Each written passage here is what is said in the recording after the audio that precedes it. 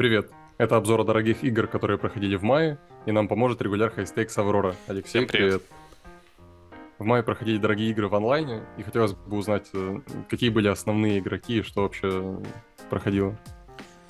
Ну, в мае было не так много игры, как, допустим, в начале года. Отчасти потому, что в начале мая был Тритон, очередной на Кипре. Потом, значит, в СОП, собственно, начинается в СОП, уже многие улетели. Вот вчера, по-моему, первый турнир прошел, браслетный. Это тоже как бы повлияло, что много кто полетел, там, те же европейские реги почти, много кто полетел, насколько я знаю. Однако в мае Стефан активно играл, также Линус почти там каждый вечер садился в лобби. Соответственно, какие-то игры происходили. Собственно, Линус-то и стал топ-винером месяца и больше всех выиграл на КР. У нас обычно фигурирует ряд определенных игроков, и он как будто вообще не меняется. Как часто на Highstakes появляются новые имена? На самом деле, не так часто, как хотелось бы. Отчасти потому, что, все-таки, чтобы играть регвары, нужно довольно много денег где-то получить. Либо выиграть, либо в каком-то турнире их выиграть, там, либо где-то вне покера. То есть в первом и втором случае ты тогда уже, как бы, регвары как будто бы под тебя будут играться. Возвращаясь к регварам мая, могу отметить, что вот по моему личному ощущению Стефан был в прекрасной форме и выдал кучу феноменальных и красивых раздач. К сожалению, найти их не так просто. Вот какую-то вот я покажу из своей личной базы. Какие-то вот немножко есть на 2+2, но по факту из-за того, что игры на АКР очень неудобно смотреть, у нас нет ни видеонарезок, ничего. Надеюсь, что руководство АКР как-то исправит эту ситуацию и обсервить игры будет удобнее. Посмотрим раздачу против Стефана на НЛ 5000. Думаю, зрителям будет очень интересно. Это вот, вообще, на мой взгляд, очень красивая раздача. Там, за карьеру, у некоторых за карьеру таких пара штук, а вот у Стефана практически в каждой сессии. Мы будем смотреть раздачу со стороны Стефана. Так, я думаю, будет интереснее. А карты Хира я, наоборот, закрыл. То есть мы открылись на катофе. Стефан защитил... давай тогда уже мы это будем Стефан. То есть мы защитили с 10-9 сьютед на ББ. 10-9 разномастными на ББ. На флопе 9-8-3. Соперник поставил полпота.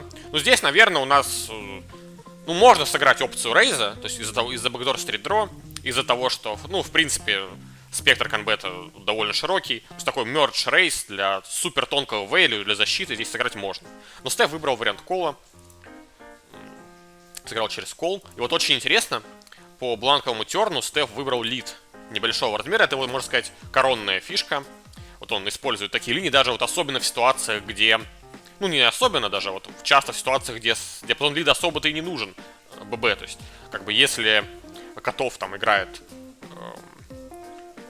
Хотя, не знаю даже, как это правильно объяснить. Но, в общем, с точки зрения теории, диапазон лида здесь не нужен, но сделать его можно. То есть можно придумать руки, вокруг которых мы выстроим этот лид. Наверное, это должны быть руки посильнее, чем 10-9. 10-9 это уже какая-то самая нижняя граница. Рука там против Котофа стоит, 2 ставки примерно она и стоит на такой текстуре. И мы уже сами вносим треть. Плюс, как бы, здесь подавляющее преимущество в оверпарах у Котофа, который со всеми из них он может сыграть большой банк. В общем, ожидаемо после лида 1/3 банка, мы, собственно, рейсы получили. Вот. Причем проблема еще в том, что диапазон рейза здесь может быть, то есть он может содержать практически все, что угодно. И блефы без эквити, и любые группы дро, и, куча оверпар. Value начиная чуть ли не с король 9, в принципе, здесь можно зарейзить на месте Котофа. Потому что вот рука Стефа выглядит примерно как она есть. То есть вот его диапазон выглядит как какие-то, может, немножечко ловушек, вдруг и типа средние девятки, и какие-то разные дро. Я так видел этот диапазон. Вот интересно, что вот, допустим, получив рейс, сыграв кол, вот наша рука вот смотрится ровно на нашу руку. И играть на ривере оппоненту максимально просто. Он как бы либо будет пытаться ее выбить, либо будет пытаться ее вылюбетнуть, а нам очень тяжело. То есть мы всегда играем в угадайку, нам всегда непонятно, что делать. В общем, вот мы загнали себя в ситуацию, где играть невероятно тяжело, если бы мы заколили терн. И Стефан выбрал очень интересную опцию. Казалось бы, рука ориентирована на шоудаун. Она как бы хочет как-то заподконтролить. И отчасти вот этот лидбет треть пота, это и есть под контроль. И однако вот эту руку, которую изначально вот психологически хочется как-то, реализовать шоудаун value, Стефан начинает превращать в блеф. То есть, получив рейс терна на свой лид, Стефан сыграл 3-бет в блеф. Ну, тут как бы идут дискуссии, в блеф ли этот 3-бет, можно вот...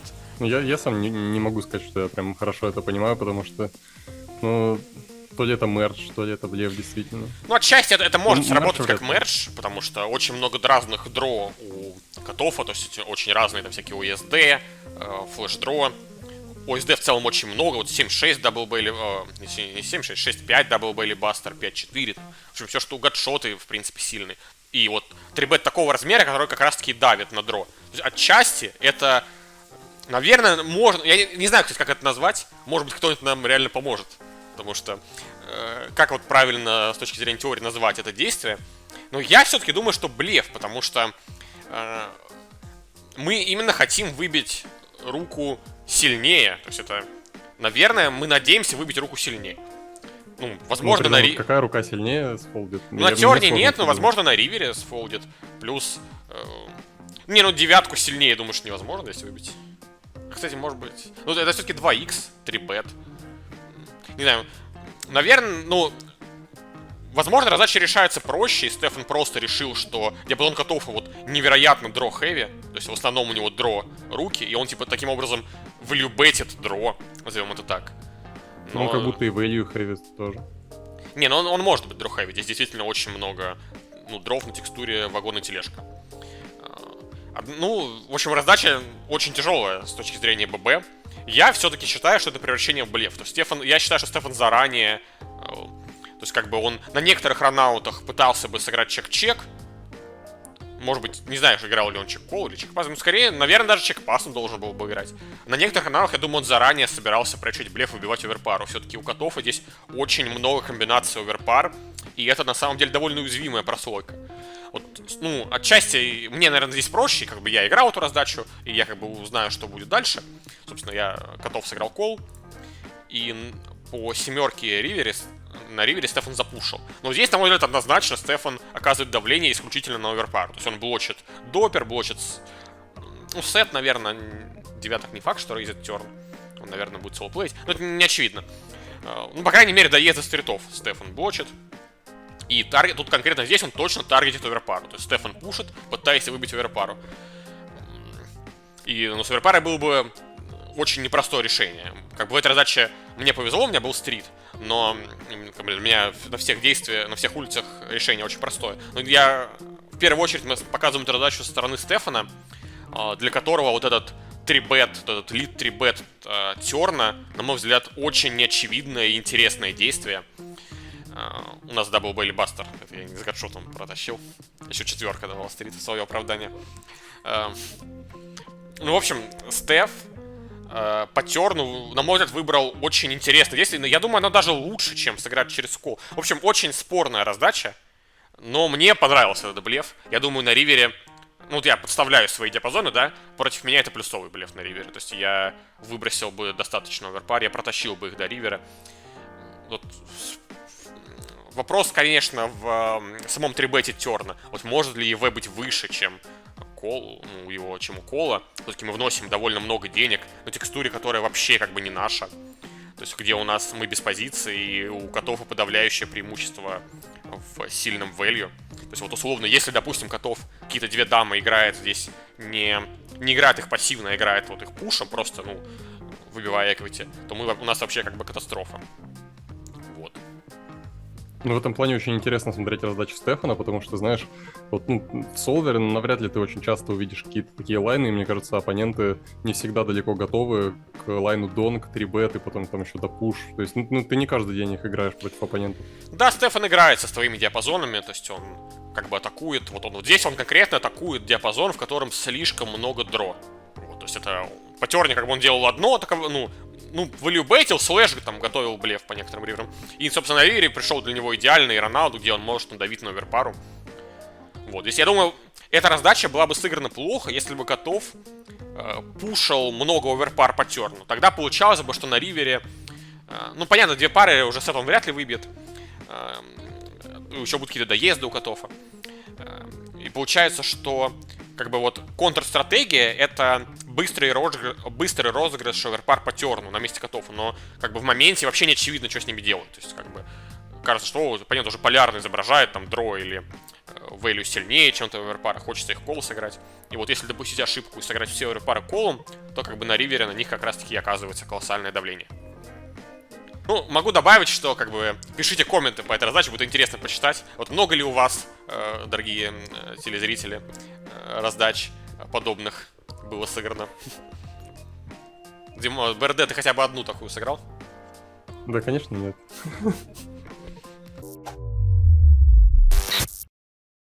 Также я выбрал одну раздачу Линуса, с участием Линуса, на мой взгляд, интересную. Линус в этом месяце был, что говорится, on fire. Все блофкетчи работали, блефы проходили.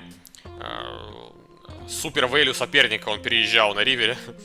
Это приятно слышать, учитывая, что в прошлом месяце вот мы как раз делали обзор, была Амаха, и, по-моему, там, скажем так, Линус не все банки выиграл, которые мог бы выиграть. Ну, к сожалению, вряд ли он смог отмазаться, то есть, типа, здесь они играли гораздо более дешевые лимиты. Боюсь, что в финансовом плане эта победа ему мало что дала, разве что в моральном. Так, ну, собственно, смотрим раздачу. Цевис Мазерланд — это Дэвид Джонс, типа один из сильнейших игроков сейчас. Может быть, даже и сильнейший. Вполне может быть и такой расклад. Линус 3-бетит на СБ против Баттона. Дэйви играет 4-бет. Ну, пока все стандартно. Линус защищается колом. Здесь будут раздачи без ШД, что другой реплеер. На текстуре туз дама 3. Дэйви выбирает карбет, но... Ну, это не 1/10, это чуть больше. Но по факту это, скорее всего, он здесь ставит весь диапазон. На этой текстуре у Баттона подавляющее преимущество, потому что туз-король в его диапазоне попали. Когда туз-король попадают, там, король хайдборд, ну, отчасти туз-хайдборд, это обычно очень подходит при флоп-агрессору. Поэтому можно использовать очень маленький сайзинг. Линус отвечает минрейзом. Проблема этой ситуации для Баттона в том, что в его диапазоне довольно много средних рук. Это вот попадание в даму, короли, валеты, десятки даже те же самые.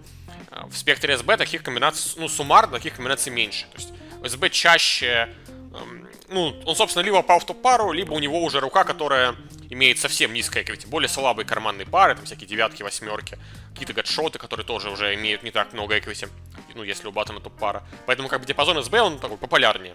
И с полярным диапазоном мы как бы перехватываем инициативу, и вместо того, чтобы ловить блефы у Баттона, мы как бы наоборот пытаемся ну, заставить его сыграть с большой банк с руками, которыми он этого делать не хочет. Это вот, собственно, короли, дама X, валеты, десятки. С этими комбинациями довольно тяжело, потому что, ну, вот всегда здесь выбрасывать, скорее всего, будет плохой игрой, потому что вот мы поставили очень маленькую ставку, нас, можно сказать, заминрейзили. То есть как-то защищаться нужно.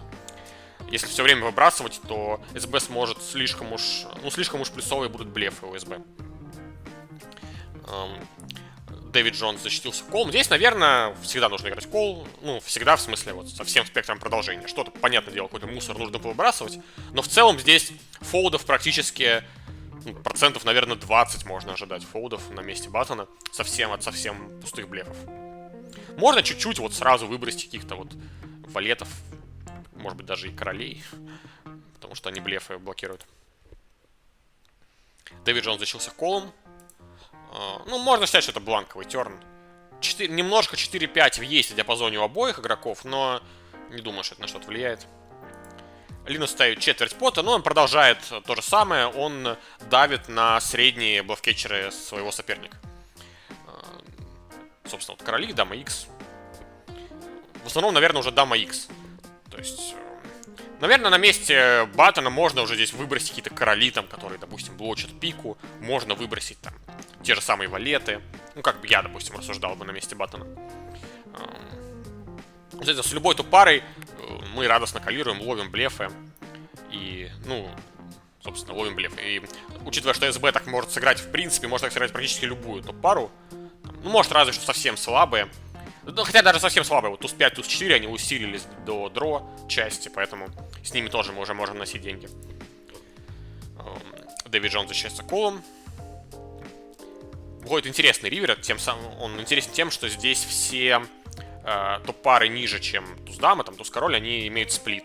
Теперь как бы, вот, если у Линуса и были какие-то туз 5, и он боялся проиграть туз 10, теперь этого не произойдет. Линус запушил.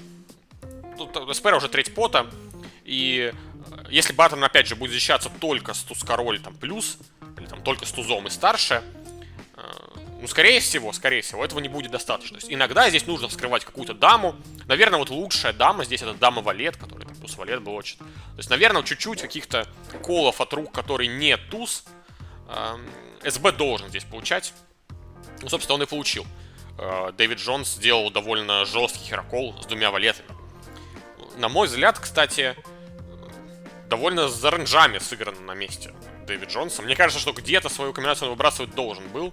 То есть, ну, те же короли, я думаю, тоже будет плохой. Но я вот, как я вижу ситуацию, еще с какой-то с дамой X комбинацией можно понадеяться на колы. А вот все-таки валеты, они помимо того, что блочат с валет, они еще и блефы блочат. Там, те же валет 10, да, король валет. Блефов. Да, то есть, возможно, здесь даже не в коле Ривера плохой холд Терна, мне вот, допустим, да, еще менее нравится холд Терна, на мой взгляд. Ну, в любом случае, игрок уровня Дэвид Джонса наверняка имел какие-то предпосылки для такого жесткого колдауна. И вот отчасти мог сыграть и имидж Линуса. То есть, как мы говорили в прошлом выпуске, Линус не останавливается с блефами, как говорят его амашные коллеги. И, возможно, вот Дэвид Джонс понадеялся, что Линус здесь переблефовывает. Вот. У Линуса было тонкое value, рука туз 9. Но она, в принципе, вполне логично видится в его ранже. То есть это и минрейс на флопе, и бет терна, и all-in ривера. Я думаю, сыграно без... Если играть через минрейс флопа, то дальше, я думаю, других вариантов нет. Чек терна, мне кажется, не имеет особо смысла. И ривер, я думаю, all-in лучше, чем чек-кол. Потому что я думаю все-таки, что колов от руки, которые не топ-пара, мы будем получать чаще, чем блефы на чек. Вот. Интересно, что... Ну, опять же, шоудаун подтверждает то, что линия Линуса, ну, лучше. То есть, скорее всего, минрейс флопа лучше, чем кол в этом случае. Потому что, получив такой жесткий колдаун, скорее всего, ну, разыграть свою комбинацию на стек здесь будет выгоднее. А за счет чего появляется возможность сыграть, ну, так смело с туз 9? Потому что, ну, как я вижу эту раздачу, у Баттона довольно большое преимущество по эквити, и как будто с туз 9 нам скорее как-то хочется поаккуратнее дойти до шоудауна, чем, знаешь, играть рейс флопа и потом еще дальше на весь стек.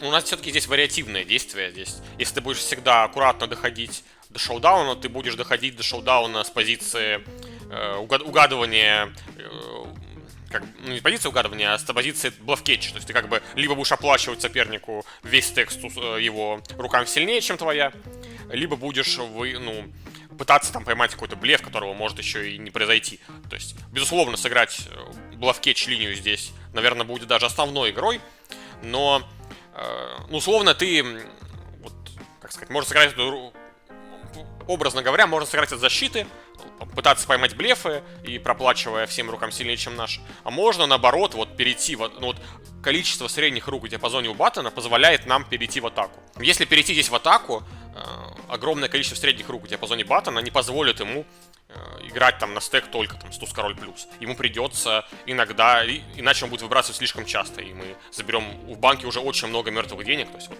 банк на флопе уже там $5000, то есть, а в стеке Линус 7600. То есть в СПР 1,5 ты не можешь позволить себе там играть только на нацах. То есть как-то Баттону защищаться придется.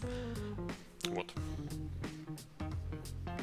Если подумать еще немного глубже, наверное, можно предположить, что в диапе у Линуса вот префлоп есть и тузы, и дамы, и туз-дама, то есть он, ну, защищен, наверное, на этом борде. Это здесь не так важно. Вот смотри, ты вот смотришь на эту раздачу с контекста, вот мы там блефуем, мы валюбетим, но вот есть третий параметр, это мертвые деньги. То есть вот количество мертвых денег в банке — это ключевой фактор. Вот здесь вот в СПР 1,5, когда в банке уже там 50 блайндов, а у нас в стеке 76, критерии к value рукам очень сильно снижаются. Вот, допустим, вот как там учат новичков там, вот, в банке, там, в 3-бет-поте, банк 20 блайндов. Там, чтобы ставить, там, нужно иметь там 70% equity, да? Но чем больше будет банк, чем меньше соотношение стеков к банку, тем ниже нужна вот эта планка equity, чтобы как бы агрессивно разыгрывать и вылюбеть оппонента. Здесь уже достаточно быть там слегка впереди диапазона соперника, чтобы мы могли там разыгрывать на стек. Поэтому здесь туз 9, именно в таком СПР, туз 9 имеют, скорее всего, достаточно value, если у диапазоне Баттона, ну, есть блефы вообще на приход. Тогда у нас будет достаточно value для розыгрыша на стек. А повторять такое можно даже на моих лимитах. Я просто представляю, вот против меня играет, например, Баттон с 4 бета-рейнджом, там 4, да, с копейками, у которого, возможно, даже не будет кучи средних рук, там каких-то, ну, возможно, Ну, да? если там 4 бета-рейндж 4 и там нет средних рук, тогда эта раздача не имеет смысла. То есть вот здесь весь смысл именно в атаке на средние руки. Однако вот, ну, ты... Ну, это как ошибка БРД как игрока даже, наверное, нежели наших зрителей. Ты слишком мало уделяешь внимания, даже вот здесь при этом она уделил тому, что 50 блайндов лежит в банке. Здесь уже как бы очень... Ну, твой впип должен быть огромным. Когда ты уже внес в банк столько денег, уже как бы нужно раздачу доигрывать. При условии, что там широкий рейндж. А настолько ли эти деньги в банке мертвые? Потому что, ну, я так смотрю, доска Баттона. Но у Баттона не капнутый рейндж. То есть нас здесь вообще-то очень так не слабо как будто доминирует по эквити. Все так, однако вот мы когда префлоп колили, вот эти два довольно плотные 4 бет, мы, ну, должны там прикидывать какой-то рейндж. Если там рейндж, состоящий из, там, условно, валеты плюс, там, туз король и чуть-чуть блефов, то у нас вообще чуть ли не пас на префлопе. То есть туз такие комбинации защищаются, то есть мы предполагаем, что у оппонента есть какие-то коннекторы, там, световые короли, какие-то мерджи там с какими-то карманными парами периодически. То есть уже как бы изначально, то есть мы когда вносим эти 25 блайндов, мы должны там какой-то рейндж закладывать. И если вот ты закладываешь такой рейндж, на котором, на таком борде у тебя туз 9 прям вообще все плохо, то скорее всего, значит, кол на префлопе уже был тоже плохой. Ну, либо как минимум прям супер близкий. Параллельно в этом же месяце прошло довольно большое оффлайн шоу по типу Poker After Dark с огромными заявками. Там, по-моему, люди по миллиону заявлялись за стол. Играли там довольно известные имена, там Дак Полк, Том Дван и так далее. Расскажи про это. Да, можно сказать, что это в каком-то смысле рекорд с точки зрения ТВ-игр. Супер дорогие боины. Мне лично немного не хватило каких-нибудь европейских приглашенных звезд. Какого-нибудь того же Линус, там какого-нибудь еще. Там, мы Лимит Леса могли позвать, тем более он у них уже когда-то был в Хастлере, в казино. Но здесь, видимо, для американской аудитории эту роль отыгрывал, собственно, Дак Полк. В ЦГ Райдер у него ник в онлайне был. То есть это он уже закончил покерную карьеру. В какой-то момент считался лучшим игроком 1 на 1 в мире. Вот. К сожалению, Дак выступил не особо удачно. Он продавал доли, поэтому дольщики его тоже выступили не очень удачно. Но он успел сыграть очень красивую раздачу. Мы вам ее покажем. 200,000. All in. All in. All in. Fold. Fold. Show him. Fuck! Его здесь заблефовали, но старину Дага не просто заблефовать, и даже здесь он там пытался найти кол. Из олдскульных игроков также участвовал Том Дван, которого, ну, относительно давно не было видно, разве что там в сериях Тритона. Том в очередной раз выиграл самый большой банк в истории онлайн-покера.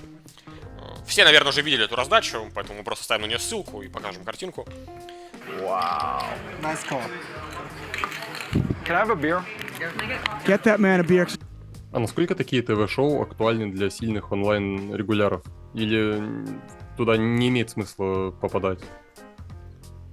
Ну, если говорить в целом об актуальности, то эти шоу очень актуальны. Вот я смотрел, мне самому так захотелось в покер поиграть. Еще плюс они популяризируют игру в кэш, в дипстеках. То есть вообще мы с тобой должны молиться на это ТВ-шоу и как бы донатить казино Хастлеру за проведение. Причем огромное количество зрителей. То есть это интересное зрелище. Вот единственное, говорю, что к чему у меня может быть предъява, что я бы...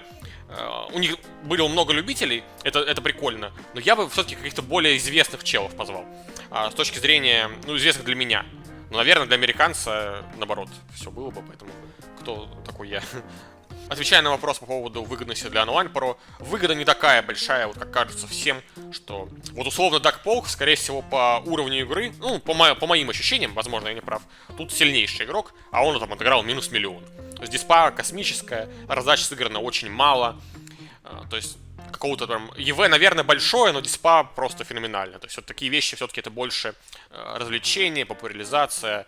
Там, ну, со стороны Дага Полка это еще популяризация себя как медийной персоны. Для него-то понятно, что это выгодно.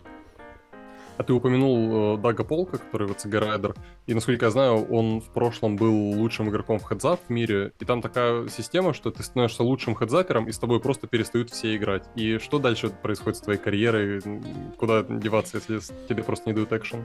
Идти играть 6 макс, плюс все равно появляются какие-то люди, которые хотят претендовать на твое звание. Мне кажется, это, кстати, не настолько большая проблема. Плюс там, когда ты получаешь, вот ты приходишь в лобби, садишься все столы, никто с тобой играть не хочет, ты получаешь весь трафик любителей. То есть это с точки зрения денег выгодно. Плюс, условно, ну Даг Полк там ушел немножко в другую среду, он начал свой проект Upswing Poker, который там удачно довольно монетизировал.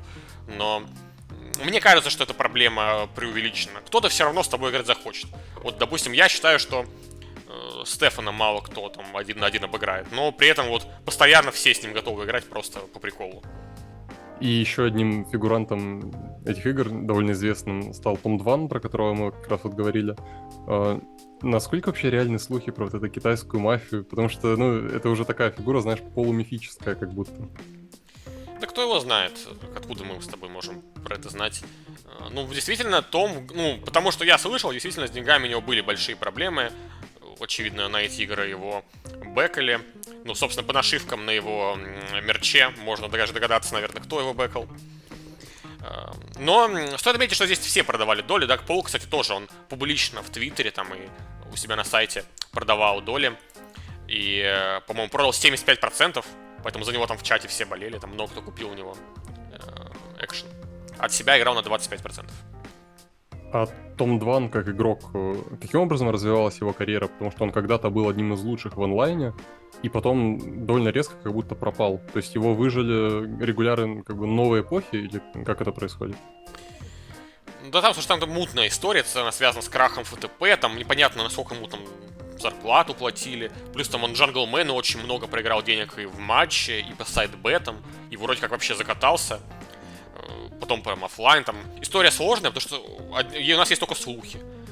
Потому что я слышал, действительно, он играет исключительно в бейкинге от азиатских каких-то любителей, которым просто он импонирует. То есть Том Дван в свое время был такой культовой личностью, у него очень много фанатов. И вот, можно сказать, на деньги этих фанатов он и существует до сих пор. Ну да, потому что когда я вот еще в школу ходил, я помню, что Том Дван и Сильдур это были такие, наверное, самые яркие регуляры именно новой эпохи, ну, по тем временам. Да, но это уже бородатые времена. Вот раз уж мы вспомнили про Тома Двана, про Исильдура, которые уже когда-то точно были в топе конкретно онлайна, если предположить, что они вдруг поставят цель вот взять и вернуться на пик именно онлайна, то есть не какие-то офлайн игры там и так далее, насколько это вообще вероятно и какие у них шансы? Мне кажется, если честно, уже невозможно. Слишком много времени прошло, они уже стали старше, уже там проблемы в реальной жизни. Если говорить про каких-то вот именно гриндеров олдскульных, такого-нибудь King 10 Collapse, мне кажется, вот его с пенсии верни, прям сейчас посади, он будет в плюс играть. Почему-то я прям в этом уверен. А вот в случае Исильдура и Дура, я уверен, что нет, у них уже шансов практически нет. Но им это и не надо. Вот ты предложишь какому-нибудь Дуру сейчас идти онлайн, там что-то задрачивать, сидеть за компьютером, мне кажется, ему и самому это уже не в кайф. То есть играть офлайн может быть в каком-то смысле даже выгоднее, чем онлайн, когда ты, ну, такая медиа-персона довольно большая? Ну, когда ты медиа-персона, да. Но вообще есть такой парадокс офлайна. Я уже, по-моему, тебе про это рассказывал, или в выпуске рассказывал, что на самом деле вот даже вот для этих игр, которые они играли на этом шоу, нужен очень, чтобы играть их с хорошим ЕВ, нужен серьезнейший технический уровень, серьезнейший.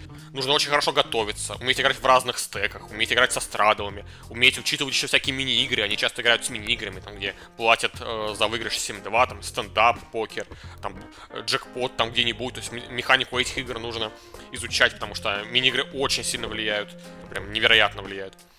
И, то есть подготовка нужна серьезнейшая, как техническая, так и как бы... Ну, Телза у меня здесь не специалист, не могу судить, но, наверное, тоже там нужна подготовка. И, как бы, обладая всеми этими навыками, часто выходит, что если ты все это умеешь, короче, вот, в техническом плане, тогда тебе надо просто онлайн играть. То есть, понимаешь, да, чтобы иметь там хорошее ЕВ в офе, тебе нужен такой уровень, когда онлайн играть выгоднее. Получается, для тебя нет точки, где для тебя... Ну, единственная точка, где для тебя оффлайн играть выгоднее, это когда ты онлайн игру не бьешь. Ну, или почти не бьешь. А оффлайн там как ты еще можешь там в около 0 в небольшой плюс играть. Там с хорошим селектом. Но это уже как бы немного другие скиллзы тогда. Это уже именно скилл, не технический скилл игры в покер, а скилл нахождения хороших оффлайн составов там. Это уже такое, можно сказать, прокачанная около покерная составляющая. Вот я часто вижу на оффлайн турнирах разные нашивки у игроков. Там, ну, условно, PokerStars раньше были, да и сейчас, наверное, ну и разные другие румы.